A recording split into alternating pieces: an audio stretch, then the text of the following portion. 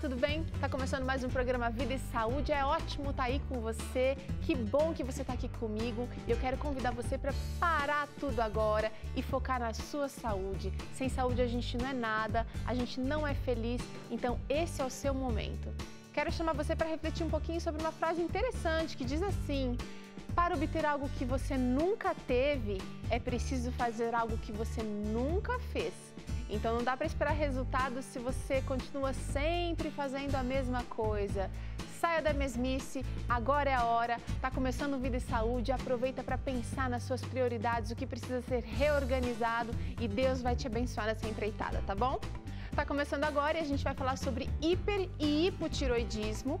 São problemas bastante comuns e é importante a gente entender como é que funciona a tireoide, se todo mundo tem, se ninguém tem. Daqui a pouquinho a gente vai conversar com um especialista sobre esse assunto. E também vai ter receita por aqui, olha só, você vai aprender esse ensopado marinho, uma receita bem diferente por aqui, mas muito saborosa, promete. Se você não pode anotar a receita agora, daqui a pouquinho acesse o nosso blog, novotempo.com/vida e saúde. E estando por lá, aproveita para dar uma olhada nas outras receitas, compartilhar algumas receitas. E se quiser contar como é que anda sendo a mudança aí na sua vida, acesse o Facebook e manda pra gente fotos. Conta pra gente como é que tá sendo a sua trajetória de escolhas mais saudáveis, de bênçãos que você tem alcançado na sua vida, porque a sua história pode servir de inspiração para outras pessoas.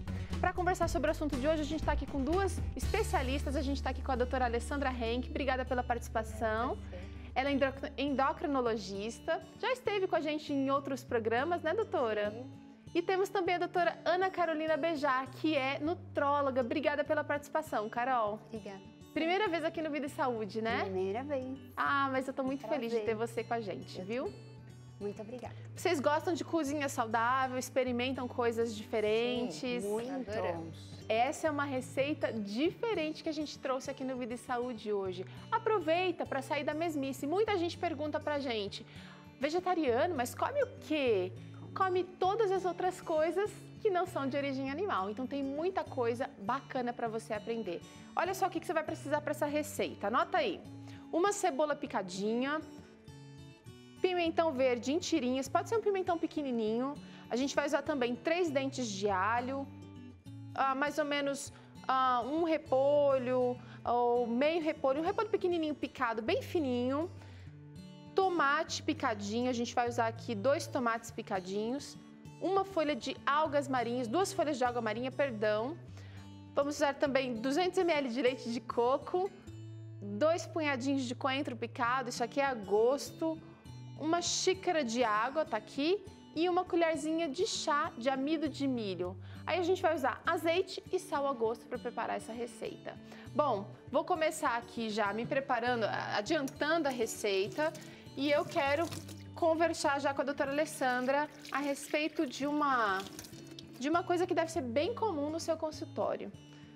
Hipo e hipertiroidismo. Acho que é importante a gente tentar entender o que é a tireoide, primeiro de tudo. Ok. Bom, a tireoide é uma glândula muito importante que todos nós temos em condições normais. E é uma glândula que se localiza na região inferior do pescoço. Normalmente a gente não consegue vê-la, né, facilmente. Tem pacientes que por alguns motivos tem um aumento da glândula que pode ser difuso ou por nódulos, que a gente chama de bócio, e aí ela passa a ser mais evidente. Eu acho que o que é mais interessante é que quando você observa um aumento de volume aqui, às vezes pode ser porque o pescoço tem um pouquinho mais de tecido adiposo e tal, mas a glândula tireoidiana, se ela está aumentada, você vai perceber um movimento à deglutição. Quando a gente engole, então vai ter aquele sobe e desce. Quando você engole, ela tem esse sobe e desce.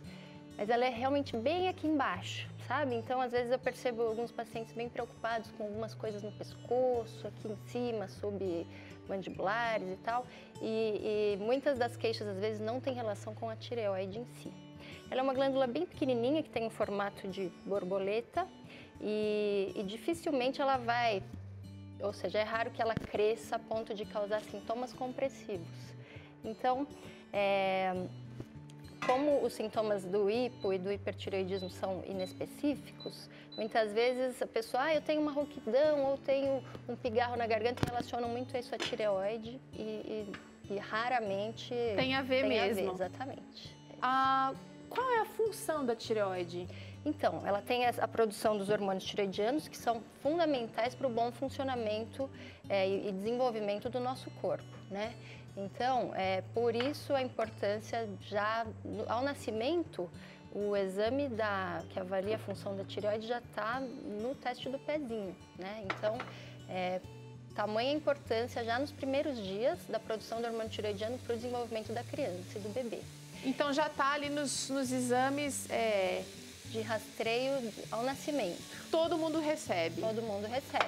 Então, eu estou começando a refogar nossa receita aqui.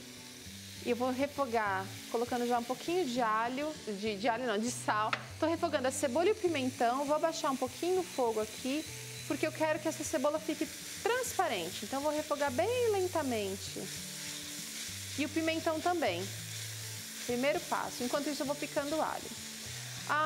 Agora, doutora Alessandra, a gente precisa entender que hipotireoidismo e hipertireoidismo são duas coisas completamente diferentes. O que é? Então, como o nome diz, no hipotireoidismo a gente tem uma função reduzida da produção hormonal, ok? E aí isso levariam então aos sintomas de hipotireoidismo que estão mais relacionados à fadiga, a um cansaço, o metabolismo fica realmente mais lento, os pacientes têm mais sonolência, esquecimento. Tá. Então, os sintomas são diferentes e os tratamentos também são completamente diferentes. No hipotireoidismo, a gente precisa repor o hormônio tireoidiano que o paciente deixou de produzir. Às vezes, essa produção ela fica parcialmente comprometida, que é mais comum no começo, né? Não nos casos do congênito, falando já do paciente adulto, jovem adulto e até idoso. Entendi. Então, às vezes, a produção ela existe, mas ela não é o suficiente. E aí a gente precisa complementar com uma dose de hormônio tireoidiano. Tá. Pensando em problemas da tireoide, a gente sempre se pergunta, né? Acho que quando o médico dá aquela notícia, olha, você está com algum problema, não está funcionando direito, aquela pergunta, o que será que eu fiz de errado para estar com esse problema? O que causa o hipotireoidismo ou o hipertireoidismo, Carol? Então, o hipotireoidismo pode ser tanto uma doença autoimune, como também um ataque viral à glândula, que até é curioso que no início pode até dar um hipertireoidismo, depois a função volta ao normal, e aí depois a pessoa entra no hipotireoidismo mesmo, ela consegue acabar indo procurar ajuda. Mas assim, são causas que dificilmente a gente consegue ter uma prevenção, não é? De modo geral, né? Se manter saudável, a gente acaba prevenindo praticamente tudo. Ainda mais pensando que a principal causa é autoimune. Enfim, mas não tem nada assim bem estabelecido. Minha alimentação está errada, ou de repente estou dormindo pouco. Tudo isso pode ajudar, mas não vai causar. Não tem uma causa específica, né? Você pode otimizar o seu sistema imune para ele ter um funcionamento adequado com os hábitos de vida saudáveis, né? Então, aí, uma alimentação saudável mesmo, já é de conhecimento na comunidade científica que uma dieta realmente pobre ou com ausência de proteína animal vai favorecer a um sistema imune melhor, tá? A gente sabe que é fundamental a atividade física. Não existe uma dieta balanceada sem uma atividade física. Não adianta, entendeu? Não adianta ter a dieta perfeita e não fazer atividade física. Aí dormir também interfere demais. O jejum, que a gente conhece, né, também ajuda. A água, os nossos 8 remédios naturais. São os 8 remédios.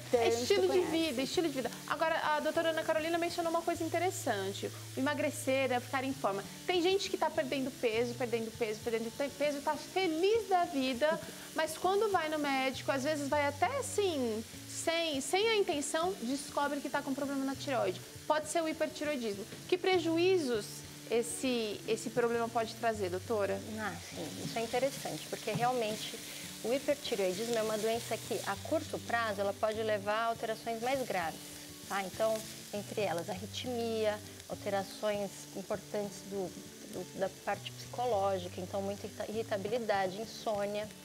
Às vezes, os pacientes começam a tratar como se fosse uma depressão, uma crise de ansiedade, e também pode ser o hipertireoidismo. Então, isso ocorre pelo excesso da produção ou liberação do hormônio tireoidiano, e um dos sintomas seria a perda de peso. Então, às vezes, é bem comum, né? Mulheres sempre fazendo dieta e aí, às vezes, agora está funcionando, estou perdendo super rápido. Verdade. E aí os outros sintomas começam a aparecer e é interessante isso. A perda de peso é um dos sintomas, mas esses pacientes costumam apresentar, então, palpitações, alguns episódios de taquicardia. As mãos e os pés costumam ficar bem mais úmidos, é um úmido quente e pegajoso, é diferente. Você pega na mão de alguém com hipertireoidismo, tá melado. Você percebe, exatamente. É bem comum também a doença de Graves, né, que a gente comentou que as causas de doenças tireoidianas autoimunes são as mais comuns. No caso do hipertireoidismo seria a doença de Graves. E ela cursa concomitantemente, não em todos os casos, mas pode ter um quadro de oftalmopatia. Então, às vezes o quadro de hipertireoidismo já abre o quadro de hipertireoidismo com um exoftalmos, que a gente chama. Ele fica diferente. Fica com o olho meio fissuradão, como se fosse fissuradão, ou então olho esbugalhado de peixe, assim. Tem uma Mas nem todo mundo com hiper vai apresentar esse sintoma, doutora? Nem todo mundo. Então, dos pacientes que têm hipertireoidismo autoimune, é bem comum essa associação. Mas, considerando as outras causas de hipertireoidismo, entre elas, por exemplo, blócitos, nódulos que produzem hormônio em excesso, você já não vai ter alteração da oftalmopatia, o olho não vai ter a protrusão, mas ainda pode ter um olhar um pouco mais assim, né? E é uma pessoa que fala muito rápido, né? Tá toda hora falando muito rápido, muito lento. O próprio nome está sugerindo tudo isso, né? Uma perda de peso exagerada, talvez essa agitação, essa falta de sono. Uma pessoa hiper. Exatamente, tudo está hiper, inclusive, desculpa, mas o intestino, né? Quer dizer, eu não comentei, mas no hipotireoidismo o intestino tende a ficar muito preso. No hiper, geralmente eles têm diarreia. Tá. São opostos, então. Exatamente. Queria saber o seguinte, o hipertireoidismo ou o hipotireoidismo pode ser considerado uma doença genética? Se alguém da minha família tem, eu fatalmente vou ter também? Não é uma regra, né? Mas sim, tem relação importante tem um aumento para familiares que têm a doença. Não só essa, como outras doenças autoimunes, né? Inclusive, alguns pacientes têm o que a gente chama de síndrome poliglandular. Então, alterações da tireoide associada a outras doenças autoimunes. Tá, certo? Outras glândulas do corpo, né? Outras glândulas ou... Olha, eu não sei se você, de repente, conhece alguém da sua família que tenha passado por esse problema, ou que passa por esse problema, ou se você mesmo também enfrenta algum problema com a tireoide. O fato é que a tireoide merece a nossa atenção e precisa de cuidado. Quando você nota, dá para notar alguma diferença física quando tem problema? Você disse no começo que ela é uma glândula que não é para ser notada. Ela não é bem evidente. Tem algum autoexame, alguma coisa que dá para a gente detectar se o problema já está na tireoide? É interessante, a gente que trabalha com isso, quando eu começo o atendimento, o olho já vai assim para vários pontos. Já faz uma leitura, um scan ali. E aí é bem interessante a gente perceber quando a pessoa engole realmente, o nódulo ele passa a ser visível, principalmente se ele tiver mais de 1 centímetro, tá? E tanto o hipo quanto o hipertireoidismo podem dar um aumento do volume, que é o que a gente chama de bócio, mas já o hiper pode dar um aumento bem significativo. O hipotireoidismo dá um aumento que pode ser visível e costuma regredir com o tempo. Que tipo de exame dá para detectar, então, se a gente está com problema? Então, o principal é a avaliação clínica, né? Então, não são exames que a gente faz de rotina para todo mundo em todas as faixas etárias. Mas o principal é a avaliação clínica e aí a suspeita clínica.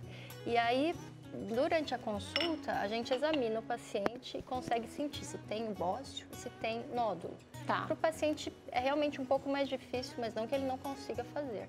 Mas às vezes é uma queixa que o paciente já traz ou às vezes a gente percebe no consultório, né? Entendi. E a segunda pergunta que você... Fundamental também é a coleta dos hormônios, né? Uhum. E acompanhado ou não de ultrassom, não é? Exatamente. Então, quando a gente Eu tem a acho que- suspeita, aí a gente já direciona os Primeiro exames. triar, né? É difícil. Aí a gente também junta muito epidemiologia, né? Mas Como nem, é que é? nem todo mundo consegue ir, por exemplo, para o endocrinologista para detectar esse problema na tireoide. Qualquer profissional pode fazer isso? Que tipo de médico a gente pode procurar, doutoras? O clínico geral, ele trata muito bem essa parte de tireoide, né? No... Ginecologistas, de modo geral, também já pedem. Também O ficam de nutrólogo olho. também acaba pedindo, né? Por suspeita, né? De obesidade. A gente precisa descartar, Exatamente. né? Um ganho de peso, não necessariamente obesidade, né? Uma vez classificada a obesidade. Mas assim, junta queixas pequenas, né? Que a gente fala, pode ser. E a única maneira que a gente vai ter de confirmar realmente é o exame. Exatamente. Tá. Sanguíneo, a solicitação dos hormônios, né? Para ver se a produção tá normal. Principalmente no hipotireoidismo, que, como a gente mencionou, as queixas são inespecíficas. Então, às vezes, um pouco de ganho de peso, sonolência, fadiga, queda de cabelo. Hoje em dia, grande parte da população passa por momentos com esses sintomas. E aí, o que eu acho interessante desses sintomas é que se confundem muito, ou melhor, são os mesmos sintomas de uma vida desregrada, que é o que a gente tem hoje em dia, que é o que a gente batalha, né, hoje em dia para, quer dizer, quem se propõe, né, a batalhar a não ter. Então, o dormir tarde, acordar cedo, trabalhar muito mais do que aguenta, porque quer ter o carro novo, enfim, ou porque precisa. A alimentação fora de hora, não beber água, não alimento industrializado, porque tem que ser algo que você compre pronto ali. Rapidinho. Então, são as coisas que fazem mal, que a gente já sabe que faz mal, só que a gente prefere ou não pode... Ou não presta atenção, né? Ou não conseguiu também mudar ainda. Não, exatamente. E aí eles chegam muito ao consultório, eu acho que eu tenho um problema na tireoide, porque eu sinto tudo isso quando coloca no Google. Esses sintomas todos são bem inespecíficos. E aí é importante o exame laboratorial, que é um exame simples, barato. Agora, eu queria saber o seguinte, só mulheres têm problemas de hipo e hipertiroidismo? Não. Os homens também podem ter. É mais comum em mulheres? É mais comum em mulheres, mas os homens também podem ter. E, às vezes, para eles, o diagnóstico é mais tardio, né? Porque aí eles já não procuram tanto ajuda, demoram mais para perceber a alteração dos sintomas. Mas eles podem ter tanto hipo quanto hiper, e assim também como as doenças. E precisam de tratamento também. Do mesmo jeito. Bom, é o seguinte, a gente vai conhecer aqui a história de alguém que foi diagnosticado com hipotireoidismo aos 6 anos de idade. Vamos ver como é que é a vida dele e a convivência com o problema. Esse é o Cauê. Mesmo sendo jovem, já conhece muito bem o hipotireoidismo. Muito se engana que essa doença só se revela na velhice. No caso dele, por exemplo, o diagnóstico foi aos 6 anos de idade. Minha mãe identificou meio que sem querer, porque quando você faz o teste do pezinho, quando você é bebê, pode tanto dar que você tem hipotireoidismo ou não. Então a gente descobriu meio que sem querer, porque fez um exame de sangue, né, aquela coisa rotineira, e o médico identificou que eu estava com esse problema e aí passou a ter um acompanhamento, o exame de sangue de 3 em 3 meses, para poder ver em que nível que estava, como que faria esse tratamento. Foi a partir daí que a gente conseguiu identificar e começar de fato a tratar essa doença. Para quem não se lembra, a doença está relacionada à tireoide. Essa pequena glândula é responsável pela produção de alguns hormônios que garantem o equilíbrio do corpo. A glândula possui forma de borboleta e se localiza na parte anterior do pescoço. Num adulto, por exemplo, essa pequena glândula pode pesar até 25 gramas. Mas voltando ao caso do Cauê, depois do diagnóstico, o tratamento foi iniciado.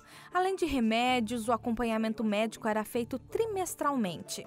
O tratamento, ele ocorre assim, eu não sei especificamente dizer se para todas as pessoas é igual, acredito que não. Mas para mim foi o seguinte, eu tinha 6 anos, é meio complicado para uma criança ter que fazer exame de sangue, né? E eu tive que fazer de 3 em 3 meses todos os anos, né? Durante meio que toda a minha vida. Seria assim. Com o tempo, isso vai diminuindo, porque ele vai fazendo esse exame de sangue para identificar a dose de um remédio. Desde que eu comecei esse tratamento, eu também tomo um remédio, e esse remédio eu tenho que tomar ele todos os dias, quando eu acordo, e eu tenho que esperar 30 minutos para comer, ou seja, eu tenho um jejum de 30 minutos para ele poder fazer efeito. Que antes era uma pílula, agora é um comprimidinho, ele foi melhorando com o tempo. E esse exame de sangue é exatamente para controlar, para saber se tem que aumentar a dose ou não do remédio, para saber se a doença está avançando ou está se mantendo no nível normal. Então, depois de um tempo, esse exame de sangue passou a ser de 6 em 6 meses, porque não havia mais a necessidade. Depois de 1 em 1 ano, e atualmente eu faço às vezes de 2 em 2 anos, porque não precisa ser feito um controle, porque na fase adulta ele vai meio que se estabilizando e eu tomo uma mesma dosagem de remédio durante muito tempo. Na minha família, tem pessoas que têm e elas adquiriram meio que na fase da velhice, né? Na fase de idoso.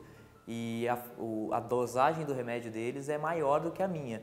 Eu não sei necessariamente se isso pode vir a aumentar, tem pessoas que sim, tem pessoas que não, mas o tratamento hoje ele é menos rígido, ele é mais tranquilo. O tratamento pode ser chato ou até doloroso, como foi para o Cauê.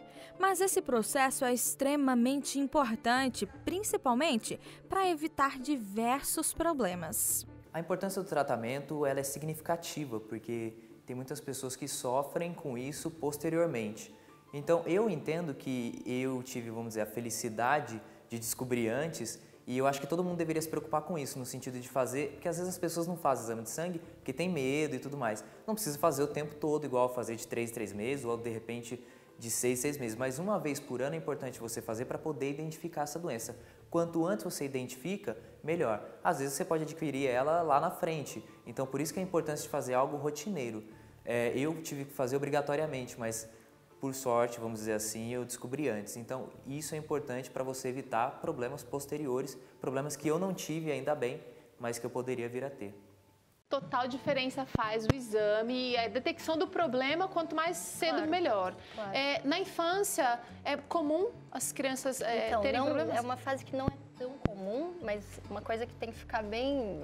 O principal ponto é assim, observar que seu filho crescia adequadamente, de repente tem uma redução do crescimento. Então, o hipotireoidismo na infância, ele é um dos sinais que a gente percebe, então redução da velocidade de crescimento e também alteração do desenvolvimento neuropsicomotor. Então, às vezes, até mesmo um déficit que parece de aprendizado. Parece um sintoma totalmente fora, mas pode ser por deficiência do hormônio. E nesse momento é muito importante o médico avaliar e pedir o exame já com embasamento clínico, né? No que próprio, os pediatras fazem. No caso de criança, isso que eu ia perguntar, o próprio pediatra pode pedir? Claro. O pediatra geral que vai fazer isso. Tá. Só pra gente se inteirar aqui do que tá acontecendo na receita, eu refoguei tudo, deixei dar uma boa murchada. Agora eu dissolvi o amido de milho com um pouquinho de água e finalizando, vou colocar o leite de coco para finalizar e deixar dar uma encorpada nessa receita. São 200 ml de leite de coco, tá pronta. É só deixar dar uma encorpada aqui, a gente já vai provar essa receita. A gente não pode terminar o programa sem falar de tratamento. Como é que é o tratamento, doutora? Então, o tratamento do hipotireoidismo, na maioria dos casos, ele é feito para o resto da vida, tá? E é muito simples, a gente consegue repor, então, o hormônio tireoidiano em forma de comprimido, é um tratamento que é barato, o SUS disponibiliza também, de graça, e esse tratamento tem que ser feito de forma contínua, com bastante disciplina, tá? É fácil fazer, mas tem que ser uso diário. Quer dizer, parou de tomar, os sintomas vão voltar. E aí eles podem não só voltar, como levar a um quadro mais grave. Por exemplo, os idosos que param o tratamento, às vezes dão entrada no hospital em um quadro de coma por falta do hormônio tireoidiano, tá? E um outro ponto muito importante é na gestação, né? Tem pacientes que engravidam e falam, eu vou parar com todos os remédios, porque agora eu estou grávida. E nesse momento, isso é crucial. Na verdade, a gente normalmente até aumenta a dose, porque o hormônio tireoidiano é muito importante para uma gestação adequada. Então, nunca interromper assim por conta própria, né? E no hipertireoidismo também, a gente trata muitas vezes com remédio e às vezes o paciente tem que submeter a procedimentos cirúrgicos ou de iodo. Quem vai determinar isso, gente, é o profissional que está acompanhando, que vai pesar, vai colocar na balança o que é mais interessante em cada caso. Nossa receita está pronta, vamos provar? A gente preparou um arroz integral para acompanhar. Você gostou, né, doutora? O perfume, né? Exatamente. Delicioso. Que 70% do nosso paladar é dado pelo olfato. É mesmo? Então quer dizer que eu posso gostar de um alimento já só de sentir o cheirinho ou não? É. Vou deixar vocês se servirem. Vou colocar aqui para a doutora que está mais pertinho. Carol, você fique à vontade. Eu vou para provar. Arroz integral. Nossa, aproveitando que tem um arroz integral, que é rico em fibras, né? Comentar aí que no hipotireoidismo a gente tem muito problema de constipação, né? E que as fibras, a hidratação e a atividade física são fundamentais para um bom funcionamento intestinal. Quer dizer, você não está corrigindo o problema, mas você está amenizando os sintomas. Então, estilo de vida, gente, cabe até nesse problema aí. Vamos provar para ver como é que ficou essa receita. Por favor, doutora. Dá licença, gente. Você que gostou, você que se interessou, acesse o nosso blog para pegar as quantidades direitinho e preparar aí na sua casa. É importantíssimo você fazer propaganda realmente do que você está fazendo, das mudanças e tal, mas às vezes o silêncio vai falar mais alto e a sua preparação aí vai ser uma propaganda positiva. Uma delícia. Muito bom. Suave. Acompanha, vai muito bem com arroz integral. Mas também para quem está numa dieta low carb, pode ficar só com ensopado que tá bem gostoso, né, Carol? Nossa, tá demais. Muito bom. Adorei o saborzinho que a alga deu. Parece muito que tem alguma coisa de peixe mesmo, né? Parece, Olha, quero oferecer para você um presente da TV Novo Tempo, que é a revista Fique Leve. É uma revista que tem alguns estudos de saúde física, mental e espiritual e você pode recebê-la gratuitamente na sua casa. Acesse novotempo.com/vida e saúde, clica no ícone, preenche com seus dados e espera chegar na sua casa. Vida e Saúde vai ficando por aqui. Obrigada pela participação e os esclarecimentos de hoje, viu, doutora? Obrigada. Tchau e até o próximo programa.